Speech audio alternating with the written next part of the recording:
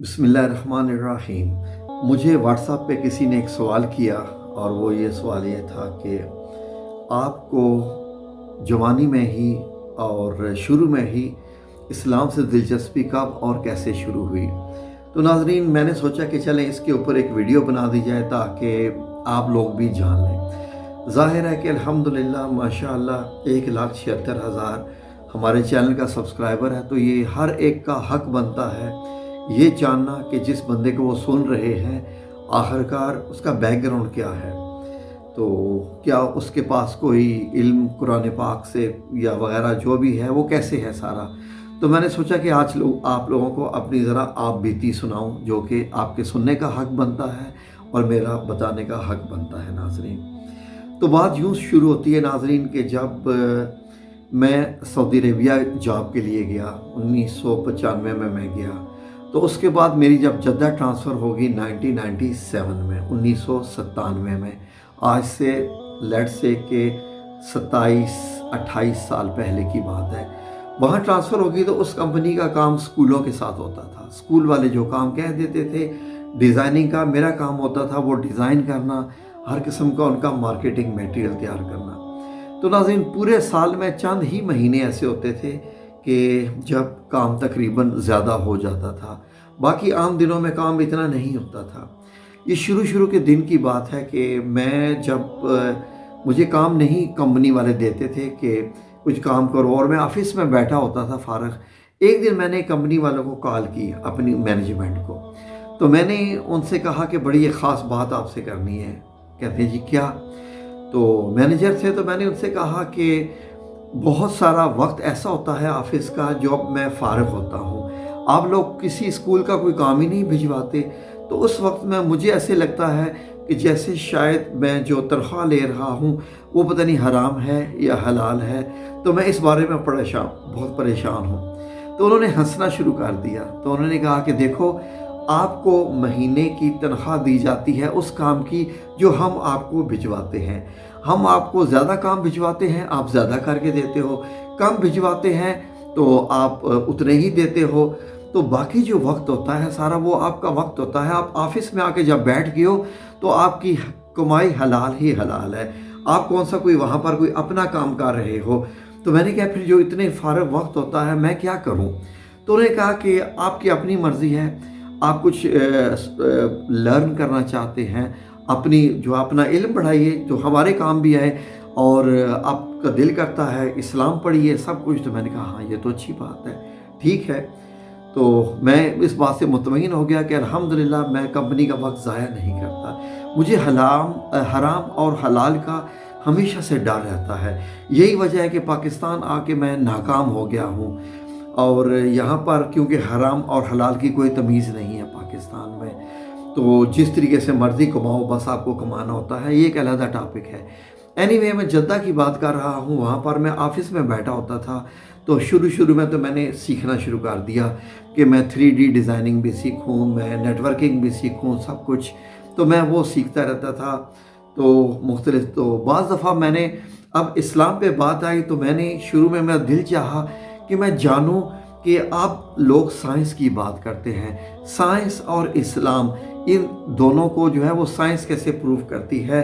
कभी मुझे अगर किसी से बहस करनी पड़ जाए, किसी पढ़े लिखे बंदे से जो साइंस की बात करता है, तो उसको मैं कैसे इस तरीके से जो है मैं इम्प्रेस कर सकता हूँ इस्लाम से, साइंस के इल्म से। तो मैंने जब सर्च करना शुरू किया तो मेरे सामने एक शख्स का नाम आया। उसका नाम हारून याहिया, एक तुर्की का, समझ लीजिए कि एक मुफक्किर, एक आलिम। तो मैंने उसकी किताबें पढ़ना शुरू कर दी, और फिर उसकी मेरे सामने वीडियोस भी आना शुरू हो गई जिसमें उसने बड़ी मेहनत के साथ साइंसी तौर पर सारा ये प्रूव किया था कि कुरान पाक में जो कुछ बयान हुआ है वो साइंस उसको कैसे अप्रूव करती है, जैसे हर चीज़ के बारे में होता है। तो नाज़रीन, मैं बड़ा खुश हुआ कि मुझे एक अच्छा आलिम मुझे मिल गया है जिसको मैं सुन रहा हूँ। तो मैं बड़े इंटरेस्ट के साथ उसकी सारी वीडियोस देखता था। एक दिन उसकी वीडियो मेरे सामने आई जिसमें 7 आसमानों के बारे में जिक्र था कि 7 आसमान, और उन में जो है वो अल्लाह रब्बुल इज़्ज़त ने कुरान पाक में जो फरमाया है تو ناظرین، کیونکہ میں قرآن پاک بھی تفسیر کے ساتھ پڑھتا ہوں، مجھے یہ شروع سے شوق تھا، کیونکہ جب اللہ رب العزت نے فرمایا ہے کہ تم قرآن پاک میں غور کیوں نہیں کرتے، غور کرنا اور چیز ہے، تلاوت کرنا اور چیز ہے، قرآن پاک کو نیکیوں کے طور پہ یا نیکیاں حاصل کرنے کے لیے پڑھنا اور بات ہے، ثواب کے لیے پڑھنا اور بات ہے، اور خالی عربی میں پڑھنا اور بات ہے، یہ تمام چیزیں مختلف ہیں۔ جبکہ جو غور کرنے کی بات ہے، میں اس پہ آیا ہوا تھا کہ میں چاہتا تھا کہ میں قرآن پاک کو غور سے پڑھوں، غور سے سنوں۔ تو ظاہر ہے کہ ہم لوگ کتابوں میں ذرا کم ہوتے ہیں اور کتابیں لمبی لمبی پڑھنی پڑتی ہیں، تو میں نے سوچا کہ چلیں ایک شخص ہے جس نے اپنی زندگی گزاری ہے تو کیوں نہ اسی کو سنا جائے۔ تو میں نے ہارون یحییٰ کو سننا شروع کر دیا۔ اس نے جب سائنسی روح سے بتانا شروع کیا کہ اللہ رب العزت نے جو 7 آسمان بتائے ہیں وہ کون کون سے ہیں، باقی تو ہر چیز اس کی مجھے بڑی اچھی لگی، لیکن جب اس نے یہ بیان کرنا شروع کیا کہ زمین کی 7 لیئر ہیں آسمانوں کی، بیسیکلی ہواؤں کا ذکر ہو رہا تھا، تو 7 لیئرز ہیں، اتنے کلومیٹر پہ ایک لیئر ہوتی ہے زمین کی، دوسرے لیئر پہ اتنے کلومیٹر پہ، اتنے کلومیٹر پہ، اتنے کلومیٹر پہ، تو اس نے 150-200 کلومیٹر جتنا خلا بنتا ہے، سپیس بنتا ہے، تو اس نے 7 لیئرز بتا دی کہ یہ وہ 7 آسمان ہیں جن کا ذکر اللہ رب العزت نے قرآن پاک میں فرمایا۔ وہاں پر آ کر پھر میں نے غور کرنا شروع کر دیا۔ میں نے کہا نہیں، اس بندے کی جو ہے علم جو ہے وہ یہاں پر ٹکراؤ آ رہا ہے قرآن پاک سے، کیونکہ میں نے جو ہے وہ جب ترجمہ اور تفسیر کے ساتھ قرآن پاک پڑھا ہوا تھا تو میں نے ایک بات میرے ذہن میں آئی، میں نے کہا نہیں، قرآن پاک میں تو اللہ رب العزت نے جب 7 آسمانوں کا ذکر کیا ہے، اور پھر یہ بھی بات آئی کہ جب جنات باتیں سننے کے لیے فرشتوں کی جاتے ہیں تو ان کے اوپر شہاب ثاقب جو ایک ٹوٹا ہوا ستارہ ہوتا ہے، ان کو مارا جاتا ہے ان کو۔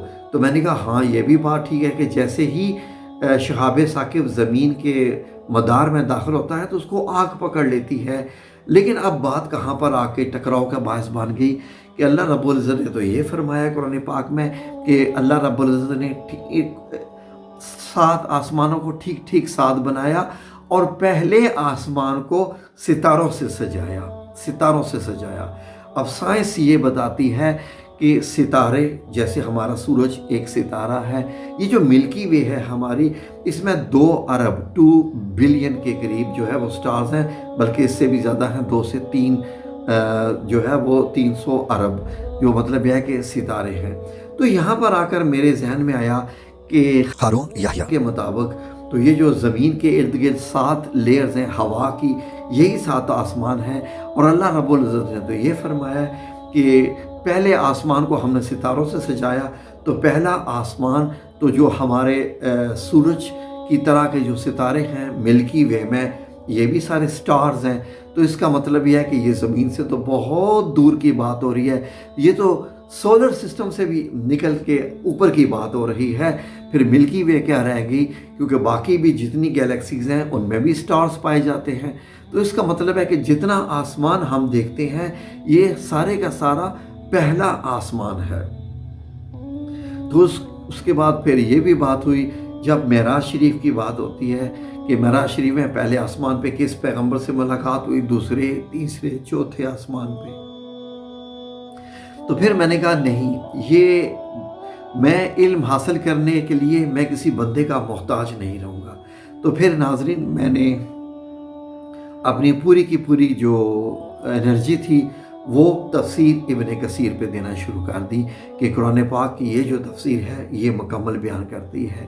اور پھر جب تفسیر کی بات آئی تو نبی کریم صلی اللہ علیہ وآلہ وسلم کی احادیث مبارک پڑھے بغیر، سیرت النبی پڑھے بغیر آپ قرآن پاک کو مکمل نہیں سمجھ سکتے، کیونکہ صاحب قرآن نبی پاک صلی اللہ علیہ وآلہ وسلم ہے جن کے اوپر قرآن پاک نازل ہوا ہے، اور سارے کی ساری جب کہانیاں آپ بیان کی جاتی ہے کہ اے رسول اللہ آپ کو یہ لوگ یہ کہہ رہے ہیں، آپ کو یہ لوگ یہ کہہ رہے ہیں، آپ ان لوگوں سے کہہ دیجئے، آپ یہ کیجئے، وہ کیجئے، سارے غزوات کا ذکر ہے، امہات المومنین کا ذکر ہے، اور اس کے بعد سارے واقعات کا ذکر ہے مدینہ منورہ کے، مکہ المکرمہ کے۔ تو ناظرین، یہ ایک ایسی خوبصورت وادی ہے، اگر میں اس کو ایک وادی کا ذکر कह सकूं कि जिसमें जो आप जाते जाते हैं, आप ज़्यादा से ज़्यादा एक्सप्लोर करते जाते हैं। इन्वेंट नहीं होता ये, आप इजाद नहीं कर रहे, आप एक्सप्लोर कर रहे होते हैं।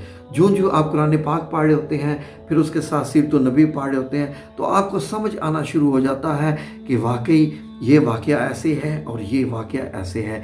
फिर इसमें आप इतना खो जाते हैं, इतना खो जाते हैं कि फिर मुझ पे एक वो वक्त आ गया नाजरीन कि मेरे दिलो दिमाग पे ये तमाम के तमाम वाक़यात छाना शुरू हो गए। अल्लाह रब्बुल इज़्ज़त का इतना एहसान हुआ, और अल्लाह रब्बुल इज़्ज़त का मुझ पे बेहद एहसान उस वक्त हुआ कि जब मेरी दोस्ती उन तमाम लोगों के साथ होगी जो कि अहादीस मुबारक और कुरान करीम में बहुत इंटरेस्ट रखते थे, जिनकी गुफ्त शुनीद का महवर यही होता था कि किस आयत में क्या बयान हुआ है, कुरान पाक की किस सूरत में किस चीज़ का बयान है। और वो आपस में बहस जब करते थे तो मैं ऐसे बन के बस सुनता रहता था। मैं कहता था कि इन्होंने अपनी कब्र में जवाब देने, मैंने अपनी कब्र में जवाब देना है, तो मेरे पास क्या इल्म है। इन लोगों ने तो बहुत कुछ पढ़ा हुआ है, इन लोगों ने तो बहुत जाना हुआ है, इन्होंने तो नबी पाक सल्लल्लाहु अलैहि वसल्लम को पढ़ा हुआ है, मैंने क्या पढ़ा हुआ है।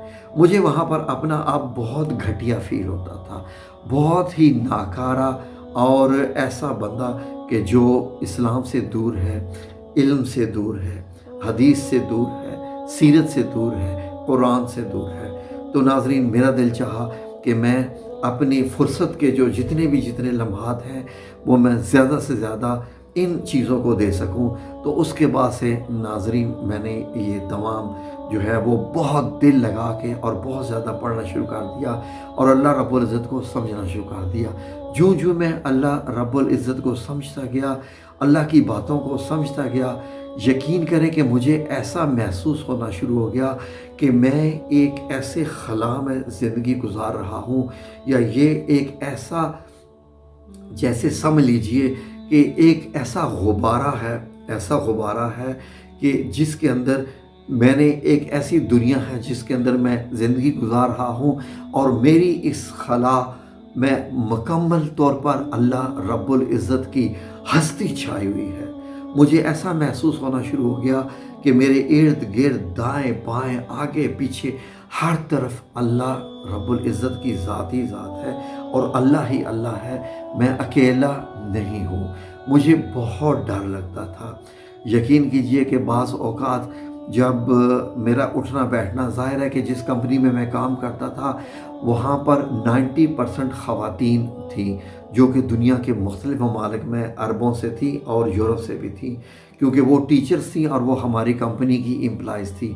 बाज़ दफ़ा मुझे उनको ट्रेनिंग देनी होती थी, कंप्यूटर के सिलसिले में सॉफ्टवेयर की ट्रेनिंग देनी होती थी, और यकीन करें कि उनकी आदत होती थी कि वो हाथ से सलाम लेती थी। जब वो हाथ आगे बढ़ा देती थी तो यकीन करें कि मैं उस वक्त पारा हो जाता था कि अगर मैं इनसे हाथ ना मिलाया तो वो बुरा मान जाएंगी, और हाथ मिला लिया तो ये नामहरम है मेरे लिए। और यकीन करें कि फिर उसके बाद मैंने ऐसे करके सलाम लेने की आदत अपना ली थी कि अस्सलाम वालेकुम व रहमतुल्लाह, ताकि वो, मैं पहले ही ऐसे हाथ कर देता था कि उनका हाथ मेरे साथ टच ना हो। क्योंकि नाजरीन, ये बड़े, जो मैं इस चीज़ में पढ़ता गया तो मेरा डर और ज़्यादा बढ़ता गया। मुझे ऐसे महसूस होता था जब मैं अपने कमरे में भी आ जाता था और कमरे में मैं अकेला होता था, मेरे सामने टीवी है, सैटेलाइट डिश लगी हुई है, दुनिया के सारे चैनल्स मौजूद हैं, क्योंकि सऊदी अरब में केबल का निज़ाम नहीं होता था। और मुझे ऐसे लगता था कि मैं जो चैनल देख रहा हूँ, मेरे साथ मेरा अल्लाह रब्बुल इज़्ज़त देख रहा है कि मैं क्या देख रहा हूँ। तो मुझे बहुत डर और खौफ होता रहता था इन चीज़ों से। तो ये चीज़ें जो हैं वो अल्लाह रब्बुल इज़्ज़त के करीब आपको लेके चली जाती हैं, और अल्लाह रब्बुल इज़्ज़त आपको ऐसे महसूस होता है कि जैसे अल्लाह रब्बुल इज़्ज़त आप पे छा गया है। यही वजह है कि जो आप अल्लाह का कुर्ब हासिल करते जाते हैं, आप अल्लाह के करीब होते जाते हैं। और अल्लाह का करीब होना नबी पाक सल्लल्लाहु अलैहि वसल्लम के करीब होने के बग़ैर नहीं हो सकता, क्योंकि ये एक ऐसी मंजिल है जिसका रास्ता रसूलुल्लाह सल्लल्लाहु अलैहि वसल्लम की कुर्बत से ही हासिल होता है। तो ये है कुछ मेरे बारे में जो मैंने आपकी खिदमत में आज बता दिया। تو اس کے علاوہ اور بھی بہت کچھ ہے، ویڈیو لمبی ہو جاتی ہے اور آپ لوگوں کے پاس وقت نہیں ہوتا۔ تو ناظرین، جو آپ اللہ کے قریب ہوتے جاتے ہیں، آپ بیسیکلی آپ اللہ کے سسٹم کے قریب ہوتے جاتے ہیں جو اللہ نے نظام بنایا ہوا ہے۔ یہی وجہ ہے کہ آپ پھر دنیا کے تمام معاملات میں ڈرتے رہتے ہیں۔ میں اتنا ڈرتا ہوں کہ میرے ساتھ جب کبھی میں اپنی مسز کے ساتھ جب جاتا ہوں شاپنگ کرنے کے لیے، تو جب وہ کپڑا کھلوانا شروع کر دیتی ہیں، یہ تھان بھی کھول کے دکھائیں، یہ بھی تھان، میں سمجھتا ہوں کہ اللہ نہ کرے کہ ہم اس دکان سے خالی ہاتھ لوٹ چلیں، اور یہ بندہ جو اتنے تھان کھول کے دکھا رہا ہے کپڑوں کے، یہ سارے دکھا رہا ہے، اس کی محنت رائگان آ جائے۔ تو میں ہمیشہ اپنی مسز سے کہتا ہوں کہ کپڑا وہ کھلواؤ جس کے بارے میں تمہیں پکا یقین ہو کہ تم اس کو خریدنے جا رہی ہو۔ تو دکان والے کہتے ہیں، انکل جی آپ کیوں ایسا کرتے ہیں، یہ ہمارا کام ہے جی، باجی کب یہ لیں یا نہ لیں، آنٹی جی یہ کپڑا لیں یا نہ لیں، آپ بھائی جان یہ کپڑا لیں یا نہ لیں، ہمارا کام ہے ہم دوبارہ اس کو جو ہے وہ طے کر دیں۔ میں نے کہا نہیں، آپ کی محنت رائے کہاں جاتی ہے اگر ہم یہ کپڑا نہ خریدیں۔ تو میں ہمیشہ شاپنگ جب کرنے کے لیے جاتا ہوں تو میری مسز جو ہے وہ پریشان ہو جاتی ہیں کہ آپ یہ کہیں گے کہ اسی دکان سے خریدو کیونکہ تم نے اتنے کپڑے کھلوا دیے۔ اس حد تک میں اللہ عز و جل سے ڈرتا ہوں کہ کسی کی محنت رائگاں نہیں جانی چاہیے۔ یہ میں نے آپ لوگوں کے ساتھ ایسے ہی شیئر کیا۔ تو پھر کبھی کسی اور ویڈیو میں بھی اور واقعات بتاؤں گا۔ جزاکم اللہ خیر۔ اللہ سب لوگوں کو اپنی حفظ و امان میں رکھے اور اپنا قرب عطا فرمائے، روحانیت عطا فرمائے، اپنی محبت عطا فرمائے۔ آمین یا رب العالمین برحمتک یا ارحم الراحمین۔